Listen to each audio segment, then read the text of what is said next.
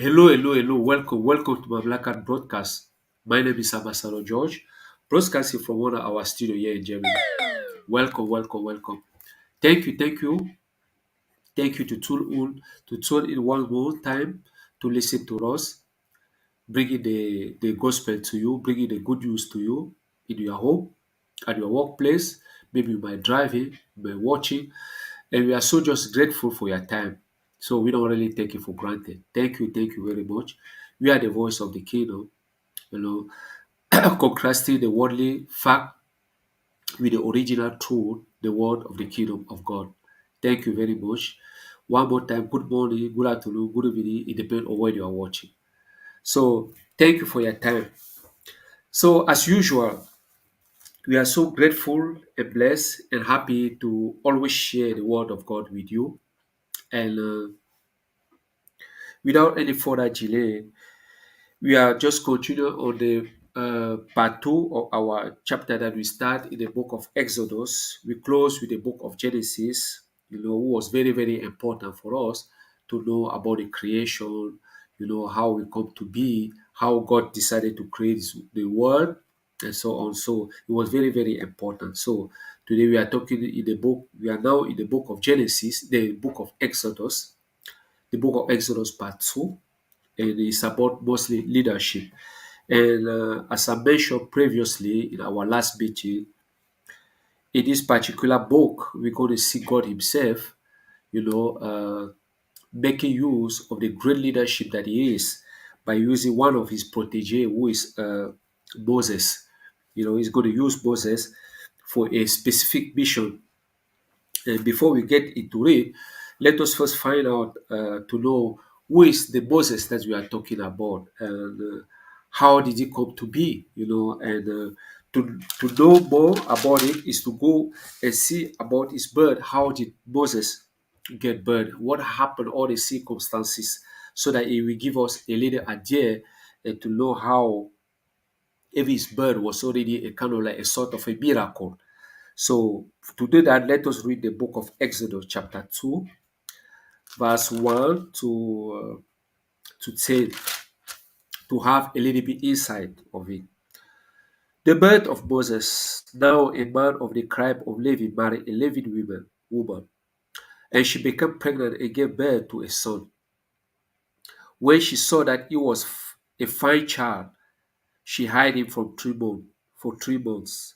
But when she couldn't hide him any longer, she got a papyrus basket for him and cut it with a tar and pitch. Then she placed the child, excuse me, in it and put it among the reeds along the bank of Nile. His sister stood at a distance to see what would happen to him. Then Pharaoh's daughter went down to the Nile to bathe, and her attendants were walking along the river bank. She saw the basket among the reeds and sent her female slave to get it. She opened it and saw the baby. He was crying, and she felt sorry for him. This is one of the Hebrew babies, she said. Then his sister asked Pharaoh's daughter, "Shall I go and get one of the Hebrew women to nurse the baby for you?" "Yes, go," she answered. So the girl went and got the baby's mother. Pharaoh's daughter said to her, "Take this baby and nurse him for me, and I will pay for you, and I will pay you." So the woman took the baby and nursed him. When the child grew older, she took him to Pharaoh's daughter, and he became her son. She named him Moses, saying, "I draw him out of the water." So this is already a great illustration to show how even the birth of Moses was already a miracle. It was already something that we as a human, we could not see coming. So now that we are learning about the story, we know that God was behind the birth of Moses. God was behind everything that's happened, everything that would fall. Like we saw also in the previous book, every in Genesis, we always saw that everything that God did, everything that happened, everything that occurred in that time, God was always behind. God is always behind everything that happened. So in so doing, every in our life, no matter what happened to us, our circumstances, what we experiences, whatsoever happened to be in our life, God is always behind. He always have a great plan behind. He's always have something, because He's the only one who allowed it. Even the devil to do something, God has to be, he has to ask the permission to God to test us most of the time, because God himself doesn't test us, you know. But he gave chance to whatever to try to come and affect our life, but it's always behind to protect us and to use the circumstances, to change it as a miracle. So this was also the case of Moses. Can you imagine a child who get burned like that? Because in those days in Egypt, you know, the king was so afraid of only young boy, of any male, female, only male who was born. He always saw it as a threat. Not only for his, he always see it as a threat for his power and for people around him. So they were very afraid.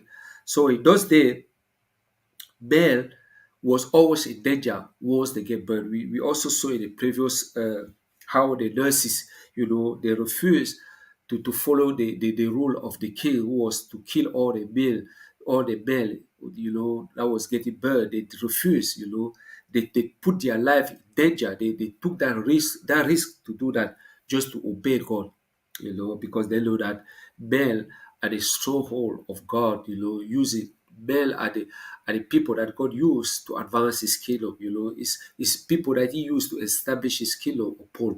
But as we says, God sees women and men also as great people, because he gave them the same value.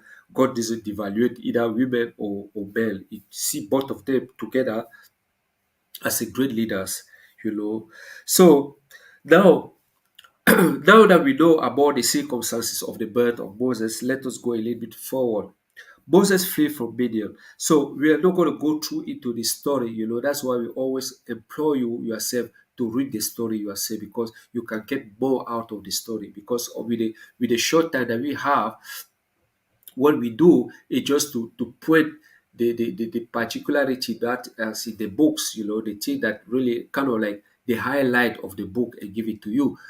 But at the same time, we encourage you to go and search for yourself. Always do like the people of Berea. They heard the word of God, but they went and searched it for yourself and test it and see if it's true. So that's how you can judge us also, who will bring you to message. So there come a time, in Egypt, that Moses, because there was as a slave in Egypt, as a foreigner in the Egypt, so there could be a time where Moses, be adopted by the king, by the Pharaoh daughter. So he was just walking around, But one thing that is very, very important here to know is that Moses, even though he was adopted by a king, he was living in the palace. One thing that really struck me here, that even at his young age, he knew who he was. He knew that he was an Hebrew.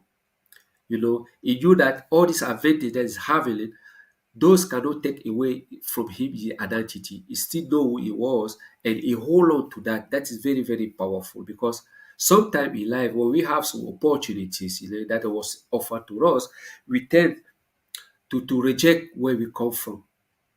I have a story today where I have a friend of mine. We were just talking, and he was telling me a circumstance that he has, with a German. No, it was not really a foreign. It was a foreigner who born here in Germany. I think it was from Turkey, born here in Germany. So they have a little issue, and then the word that come out of that German guy, was that Turkish, who was born here in Germany, say, I'm here, I was born here in Germany, and so though I have more right than you. You see, so that's what happens sometimes in life, when people, once they come to a place where they have some certain advantage, they kind of like to try to diminish other people who are just like them, who are also foreigner like them. You see, they contrast. But in this particular case, Moses did not refute that. He did not. He knew who he was. He accepted that he's an Hebrew. So to cut long story short, one day he was just walking around, and see how his fellow Hebrew was walking. So he come to a place where he find that there was an Egyptian who was in charge of all those workers. He was mistreating one of the Hebrew very badly. So that hit Moses. That hit him, because he knew that even though I'm living in the palace, but I know that I'm one of those. I'm how one of those people who don't have the privilege that I have. But I will not let that privilege blind me, to deny where I come from, to deny to see the pain that they are going through, to deny they see the suffering that they are going through. So what he did is that he looked left and right, he saw nobody. So he killed the Egyptian. He killed the Egyptian. So to protect one of his brother Hebrews. But we all know what happened later on is that doing that, it was an act of vengeance, and it did not bring so much because Moses now was afraid, because one day again he was just walking around and saw two Hebrews fellow were fighting. Two Hebrew fellow were fighting. So he said to one who was really beating the other one, "Why are you doing that?" So suddenly the other one says, "Are you planning to kill me just like you killed the Egyptian one?" You see, so Moses was afraid. Yeah, of course, he took fear because he knew that, oh, what I did, even my own people that I'm trying to save now, they want to use it against me. You see, they want to use it against me. So he fled. So that's why he fled to Midian. He fled away. Of course, he have to save his life. He has to run for his life. So, but we have to notice here that Moses has a passion. So, and along as we're going along, we're going to learn that as we are going along, and as the story is getting unfold, we're going to realize that all this thing was planned by God. We don't say God planned violence, God planned violence or whatsoever. No, God doesn't plan violence. God doesn't need to kill someone, to make sure that his purpose is fulfilled. So I just want to make sure that we know that this is not part of the will of God to do things. So because we're going to find out in the sense of it. So now, after now that we know what happened in the circumstances, as I say, to get more of what I'm saying, it's better for you also to go back into the book, in the Bible, and go in the book of Exodus. You will find it in chapter 2, to really get more detail about what I'm talking about, so that the story will get more, it will be more, how will I say, more tangible to you than what I'm saying. And now you are just getting a piece of it, but now you have to go yourself and read it, and that is also good. It's also good for you to also be part, of the message of God Himself. You have to receive the message personally by reading it by yourself. So to cut long story short, so now, after knowing what happened, now let us go now into leadership, because it's what we are talking about. It's about leadership. So what did they have to do with leadership? But one thing I want to know, to really clarify, is that leadership is influence, nothing less, nothing more. That's what leadership is. When you are a leader, you influence people, or you want it or not. Because when you are a leader, you develop a certain attitude. Your life change. Your attitude change, your character change, your behavior change, your lifestyle change. You start influencing people around you. When you are in a midst of people where people are cursing, you tend to not to curse. You tend to even give advices. You see, that's what you influence people with your attitude. That's why to be a leader is very, very powerful. It's a powerful position. It's a very, very powerful and very delicate position. It's a position with which you can't just mess up with. You can't just play with it. It's a huge responsibility, because it's not only for you. You not only affect your own life personally, but you affect the life of everyone around you. Imagine if you are a person who have a bad character or a bad attitude. You know what can happen around everyone around you. So it's very, very important. So Moses at the test of time. Let us now see how God leads. Let us go now a little bit deeper into the principle of God leadership. How did God prepare Moses to be his man to lead the Hebrew out of Egyptian bondage? He prepared him not in a day, but over time. Not tough, not through an event, but with a process. Of course, others before Moses waited years, God to fulfill his leadership development process. Noah waited more than 20 years before the predicted rain arrived. The predicted rains arrived. Abraham waited 25 years for a promised son. Joseph waited 40 years in prison for a crime he didn't commit. Job waited perhaps a lifetime, 60 to 70 years, for God's justice. You see, God's process of training is about patience. God doesn't do tea like. Let me read a something here that before we go into it. God prepared leaders in a crack path, not a microwave. More important than the awaited goal is the work God does in us while we wait.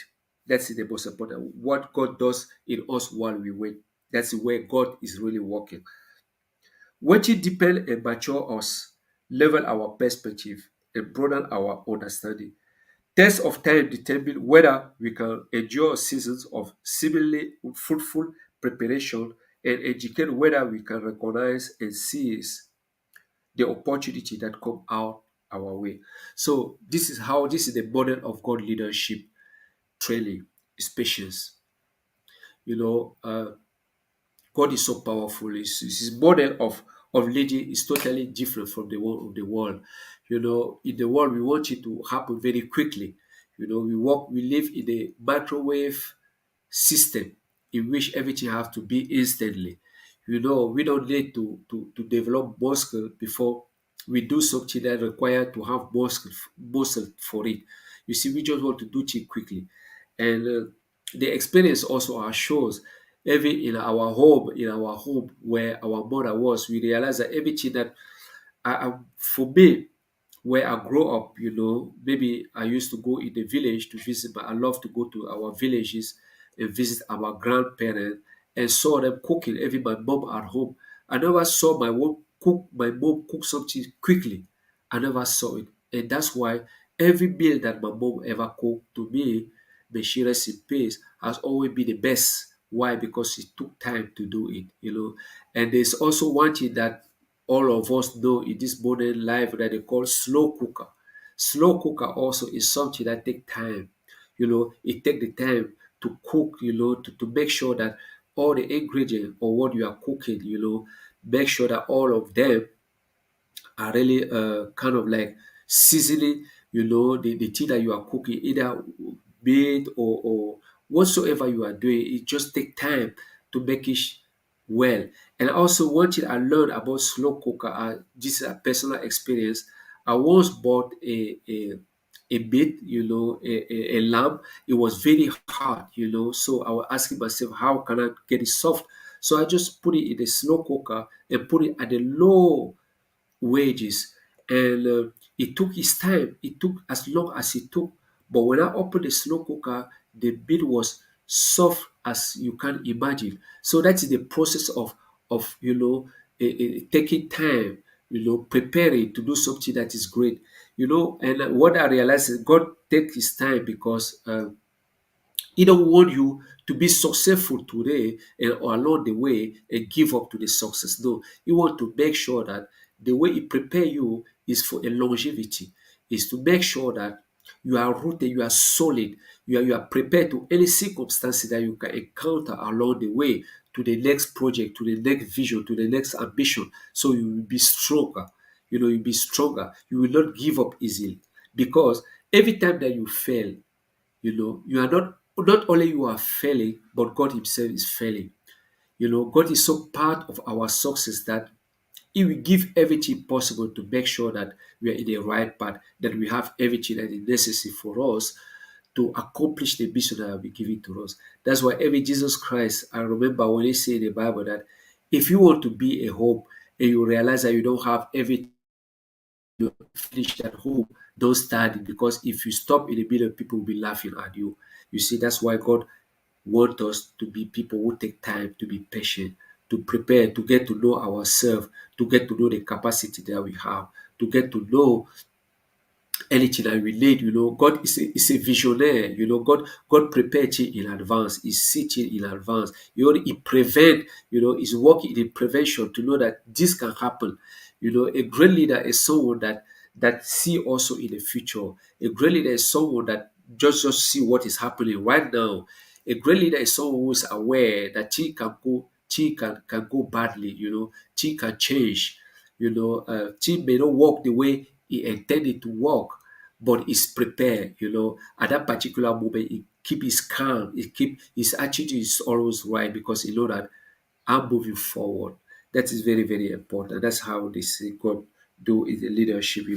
God is not quicker. When we look at the study here, you see you have to wait. Noah have to wait 120 years before the predicted rainfall. That you have to be someone who are confident. Who are confident in God. You have a sort of higher level of faith to be confident that what I'm looking for is going to happen, despite how long it's going to take. 25 years for a promised son, Abraham. He has to wait 25 years.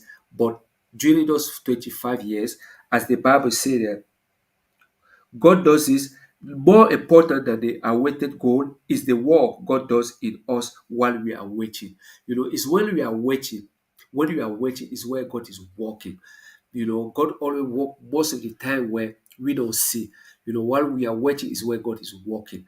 That's why there has been a lot of discouragement in our lives sometimes where we think that because till a delay, it means that God is not with us. No, in that particular moment that sometimes you feel empty, when you feel like nothing is working, that is the time that you need to tap into your really inside in the inside of you. Don't look on outside. Tap in the inside of you and know that this is the moment that God is working on me.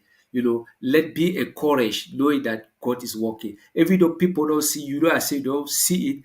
People don't see it in you, but you just know that God is working. That's very, very important. It's encouraging. Moses provides a wonderful case study on how God called a leader out of a crowd to perform an assignment. How did God call people out of the crowd? God gives the leader an emotional investment in the work. He will give you an emotional investment. Moses bought into the idea of freeing the Hebrews from bondage even before God called him to the task. There's something sometimes in life that you do some certain thing like this. You don't know that those things that you are doing sometimes, like Moses, go and seek to revenge, go and seek to free his people. I think that some point maybe Moses just thought that it was just something normal. But in reality, it was a plan for God, it was something that God put in him, that with the time was going to be his own mission here on earth to free his people. God affirmed the leader through others. When Moses told Jethro about his encounter, that was his father-in-law, at the burning bush, his father-in-law affirmed him. You see, so that's very, very important. The thing that you see is but you have to have good people around you to affirm you, because some people they may be jealous, they may be envious, for you to experience such a thing like that. They may try to discourage you. But his father-in-law, I think that it was really someone that God chose to help Moses, so he affirmed him. So by affirming, he gave him courage. He affirmed not only Moses, he affirmed also his faith to keep believing, to know that God is in control. God is with him. God give God give the leaders mentors. Moses asked for and received help from Jethro, Aaron, and others. So this is very important. And I notice here. Mark the word God asked. It's very important. I realized one time Dr. Miles Morrow said something very important. He said, if you don't ask, you won't receive. If you don't ask, you don't receive. So Moses asked. Moses come to a point where he knew that okay, I need someone, I need a mentor, I need someone that will help me, to fulfill this purpose. I know that God is with me, but I still need someone like me, someone that like me, who is flesh and blood like me, that will affirm me, that will help me, that will be there all the time to affirm that the work of God is in me, that what I'm doing the right thing. We all sometimes into life, we always need someone around us, someone trustworthy, in which choose your mentor wisely. Absolutely. We always need someone around us, but it has to be very a wisely choice, as Ambassador Ambassador Victoria said. We don't just go and look for anyone. You can't be someone who is married and go and ask for advice for someone, you know, who never be into marriage, who don't know all the difficulty who is in the marriage and so on. You have to also be very careful. God built on the leader's strengths, experience, and background. God used everything in Moses' background to help him fulfill. But before we move into here, I want to just say something that always encouraged me, that I heard that from one of our mentor, Dr. Maxwell. He always says, when you are ready, the teacher will shows up. It means that every while you are waiting, don't just sit down and wait and see miracle happen. While you are waiting, be prepared. Seek for knowledge. You may have sometimes a mentor in the life, someone that you admire. You may not be able to meet the person, but there are books. Maybe there are books of the person. Maybe there are some video of the person that you can watch. You can have a mentor even at a distance, but make sure you choose the right person. It's very, very important. God used everything in Moses' background to help him fulfill his calling. The fine education he received in Egypt, his knowledge of Pharaoh, his understanding of Egypt, and his time in the wilderness. God will always make sure He use everything around you, any circumstances, any situation you have been through, any experience you have, any level of education, whatsoever, maybe you are good at doing things, everything that you have as a tool that He Himself put in you, He will make sure He use it for a great purpose. So never diminish everything that you know to do, no matter what you are doing. If you are garbage picker, if you are a cleaner, whatsoever you are doing, always make sure you are the best out of it, because God can see use that for a greater purpose. God often refined a leader's character in obscurity. That is what we said before. Moses received a 40-year seminary education in the desert. God always works most of the time that we don't see. I like something that I also listen for one of the great mentors that I follow, that always say that, you know, if God show us everything that was about to come, sometimes we may run from our purpose. If God told you that along the way, maybe you may be get sick, maybe something you will have an accident, but later you may run out of the business. So that's why God, most of the time, He walk in the silence. God sustained God instilled in a leader the value of hard work. Moses may not have worked much in the Egyptian palace, but he learned his word in the desert. Very important. God will always make sure that you are someone who do something. God don't just take lazy people. God doesn't take people who just sit down and wait for a miracle. No, while you are waiting, do something. While you are waiting, get yourself prepared. When you are preparing for exam, you are make sure at the hope you are learning your book, you are exercising, you are learning your lessons, you are trying to train yourself. You can't just wait the day of exam, just shows up and write any rubbish. It doesn't work like that. Everything is in preparation, and most of the time preparation is mostly done where people don't see. So you have to learn to be yourself encourager, so to do it. Excuse. uh, God, God sustained that leader with a powerful vision. Moses caught the vision of the promised land long before the Hebrew slave did. So God always He sustained a leader with a vision. That's why even in this normal life, if you want to go far, you must have a vision. If you don't have a vision, and even in the Bible, the book of Habakkuk, where there's no vision, the people perish. It's very, very important. Vision keep you alive. Vision keep you going. So God bring order alongside the leader to compensate for their weakness. Moses enjoyed the help of Aaron and spokesman Joshua as general and ruled as battle supporter. So don't worry, God will always make sure that He bring people around you that will help you to fulfill His purpose. But it has to be God's purpose. It don't have to be yours. But if the purpose is only about you and your entourage, that is not from God. God always call us to fulfill a nation purpose. So dream big, don't be afraid to dream big, because the dream will not be only accomplished by you, because God will make sure that He bring all the elements. And as in Moses, ask God to give you those elements. So thank you very much. I hope He has been a blessing to you as He has been for me. So keep studying, keep learning, and keep your trust in God. So thank you very much. This is the time that I have for you. So like us, follow us. We are in YouTube, we are in Facebook. Subscribe to our channel, give us a thumbs up. Make sure that you all be the first to be notified. So thank you very much. Thank you for your time.